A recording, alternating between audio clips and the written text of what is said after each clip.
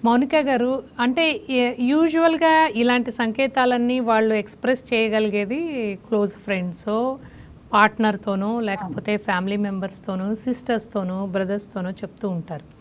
అయితే చాలా సందర్భాల్లో ఏమవుతుందంటే, ఒక మనిషికున్న సమస్య పక్క వాళ్ళకి అది చాలా చిన్నగా అనిపించవచ్చు, లేకపోతే వాళ్ళు సరిగ్గా రెస్పాండ్ కాకపోవచ్చు.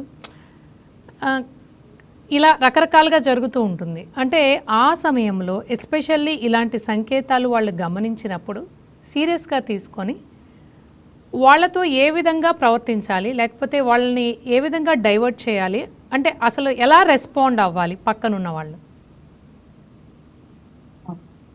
గుడ్ క్వశ్చన్ అండి. యాక్చువల్లీ మీరు చెప్పాలంటే కొంతమంది సూసైడ్ కి వాళ్ళు చేసుకునే వ్యక్తుల్లో సంకేతాలు చెప్పాను కదా. వీళ్ళేంటంటే ఎవరికి షేర్ చేసుకోకపోవడం వల్లనే ఫస్ట్ ఆ క్వాలిటీస్ అనేవి మనం అబ్జర్వ్ చేస్తూ ఉంటాం. మీకు ఒక ఉదాహరణ ఇస్తా. సపోజ్ ప్రతి కుటుంబంలో కొన్ని సమస్యలు ఉంటాయి.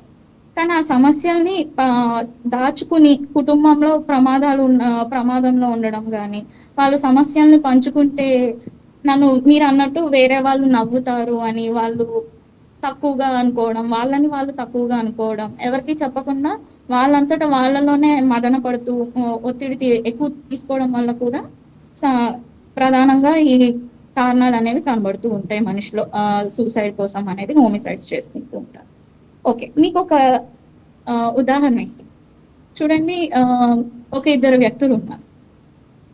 ఇద్దరు జాబ్ చేస్తూ ఉంటారు. ఒక వ్యక్తికి జాబ్ పోయింది. కానీ అతను ఆలోచించుకుని కనీసం వాళ్ళ కుటుంబ సభ్యులతో పంచుకుని ఒక ఒక ఆ సమస్యకి పరిష్కారం అనేది చూసుకుంటాడు. కానీ ఇంకొక వ్యక్తి ఏంటి అంటే ఉద్యోగం పోయింది. అతను ఎవరితోని డిస్కస్ చేయకుండా ఉండడం, లేదంటే అతనిలో అతను మదన పడుతూ, బాధపడుతూ ఉండడం. ఈ లోపల ఏమవుతుంది, ఇతను ఫినాన్షియల్‌గా లాస్‌లో ఉన్నప్పుడు అప్పులనేవి పెరుగుతూ ఉంటాయి. ఒక కుటుంబం మౌనిక గారు, నడవాలంటే సారీ టు డబ్బు. Interrupt you. కొన్ని కొన్ని సందర్భాల్లో యాహ్! వాళ్ళు వాళ్ళ పార్ట్నర్కి చెప్పడానికి కూడా భయపడుతూ ఉంటారు, లేకపోతే ఆ! తల్లిదండ్రులకో. అవునండి.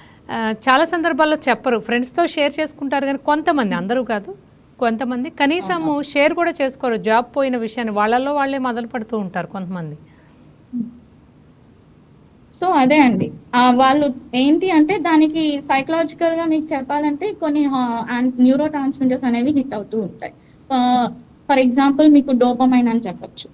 అదేంటి అంటే మీరు ఆనందంగా ఉన్నప్పుడు గానీ, బహుమతి భావన ముఖ్యమైనవిగా కనిపిస్తూ ఉంటాయి. ఇది లోపించినప్పుడు వాళ్ళేంటి అంటే ఆహ్, ఆసక్తి తగ్గిపోతుంది.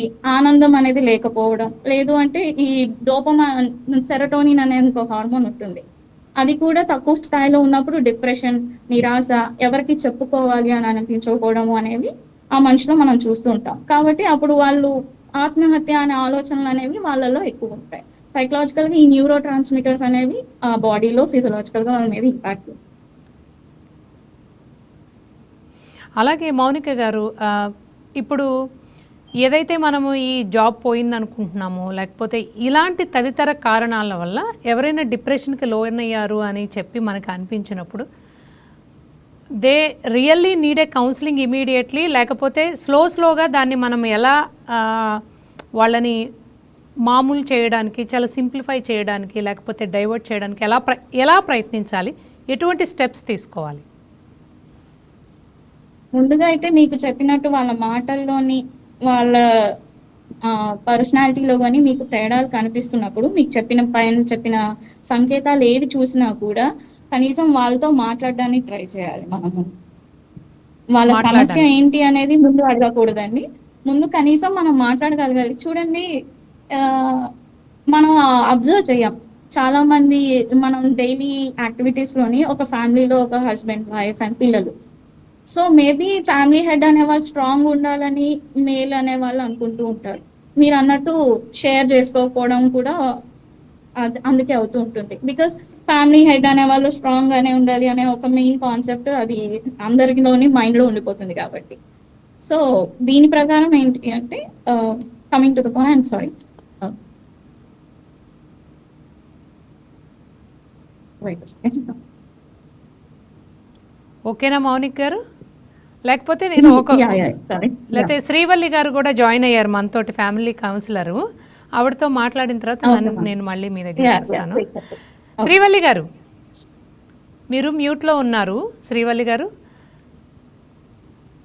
శ్రీవల్లి గారు మీరు చెప్పండి, కౌన్సిలింగ్ కోసం మీ దగ్గరికి వచ్చే ఫ్యామిలీస్ ఎటువంటి సమస్యలతో వస్తారు? అలాగే మెజారిటీ ఆఫ్ ద సమస్యలు ఏముంటాయి కామన్గా?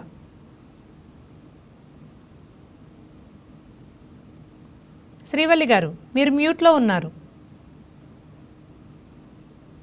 శ్రీవల్లి గారు మ్యూట్లో ఉన్నారు, అన్మ్యూట్ చేసుకోండి. అలాగే స్క్రీను ఫ్రీజ్ చేసేయండి, ఐ మీన్ రొటేట్ చేస్తారు. నమస్తే మ్యామ్. నమస్తే అండి. ఫ్యామిలీ కౌన్సిలింగ్ అంటే ముందు మెయిన్ ఎవరి బాధలు వాళ్ళే మనసులో పెట్టుకొని మనసులో దాచుకోవడం, సగం బాధలు లోపల లోపల కుంగిపోయి అలా ఉండడమేనండి ఆత్మహత్యల కారణం. ఏది చెప్పుకోరు బయటకి.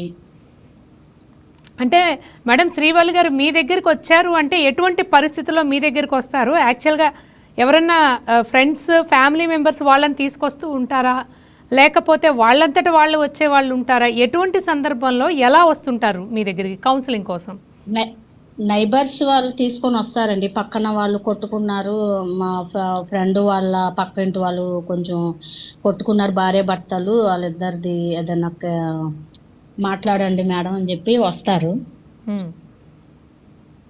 వస్తే వాళ్ళే ఒక్కొక్కరు చెప్తారు. కొంచెం మీరు వివరంగా చెప్పండి శ్రీవల్లి గారు, వివరంగా చెప్పండి. అంటే మీరు మీ దగ్గరకు వచ్చే మెంబర్స్ పేర్లు చెప్పాల్సిన అవసరం లేదు. సిచ్యువేషన్స్, సమస్యల్ని మనం మాట్లాడుకుంటే చాలు. ఏదైనా క్లుప్తంగా మీరు ఒక 2-3 సమస్యలు ఒకవేళ మీరు పరిష్కరించలేకపోతే నెక్స్ట్ స్టెప్ ఏంటి, అసలు మీ దగ్గరికి ఎక్కువగా ఎటువంటి సమస్యలతో వస్తారో 1-2 ఎగ్జాంపుల్స్ చెప్పగలరా మీరు? తాగేసి కొడుతున్నారన్న మాట ద్వారా వస్తారు మేడం. దట్స్ ఏ యూనివర్సల్ తాగేసి ప్రాబ్లం. ఇంట్లో కొడుతున్నారు, హస్బెండ్ తాగేసి కొడుతున్నారు, అనుమానంతో కొడుతున్నారు, ఇదే మాట చెప్పి వస్తారు. సో మీరు ఎటువంటి కౌన్సిలింగ్ ఇస్తుంటారు? ఏం చెప్తుంటారు ఇద్దరికి, వైఫ్ అండ్ హస్బెండ్ ఇద్దరికి ఏం చెప్తారా అటువంటి సందర్భంలో? ముందు భార్య వైఫ్నే తీసుకుంటాం మేడం. ఎందుకంటే ఇప్పుడు తను బాధపడేది ముందు తనకే తెలుసు, మనకి తెలియదు. తన బాధ ఏంటో తనకే తెలుసు కాబట్టి ముందు తను బాధితురాలు, ఆ విషయంలో ఆవిడ బాధితురాలు. అందుకని తనతోనే ముందు మాట్లాడతాము. తను చెప్పిద్ది ఒకటి కూడా నిజం కాదు మేడం. డబ్బులు ఇవ్వకపోతే ఇట్లా చేస్తున్నారు, ఇలా అంటారు మా వైఫ్ అని చెప్పి మళ్ళీ తిను ఇంకా రివర్స్ తననే అంటాడు మేడం. ఓకే శ్రీవల్లి గారు. మౌనిక గారు, అసలు ఒక విషయం చెప్పండి, ఒక మనిషి ఆత్మహత్య చేసుకోవాలి అనుకునే ముందు ఆ డే అనుకోవచ్చా, కొన్ని గంటల ముందు కానివ్వండి, లేకపోతే ఇక ఫైనల్గా వాళ్ళు ప్రిపేర్ అయ్యే ముందు జరిగే అంటే ఆ సిరీస్ ఆఫ్ ఈవెంట్స్ కానివ్వండి, వాళ్ళు పడే మానసిక సంఘర్షణ కానివ్వండి, ఎలా ఉంటుందంటారు మౌనిక గారు?